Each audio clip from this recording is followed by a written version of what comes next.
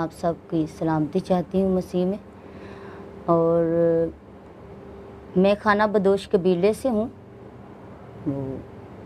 हमारे चर्च का नाम VFK है और हमारे पासपान पास्टर परवेज़ हैं। मैं उनकी टीम के साथ मिलकर खिदमत कर रही हूँ अपने ही जिप्सी लोगों में, क्योंकि मैं चाहती हूँ कि जैसे खुदावंद ने मेरी ज़िंदगी में काम किया, मेरी ज़िंदगी को बदला, मैं खुदावंद की गवाही अपने कबीले में दे सकूँ और खुदा के बारे में उन्हें बता सकूँ कि खुदावंद जो हमसे प्यार करता है वो किसी भी इंसान की हलाकत नहीं चाहता।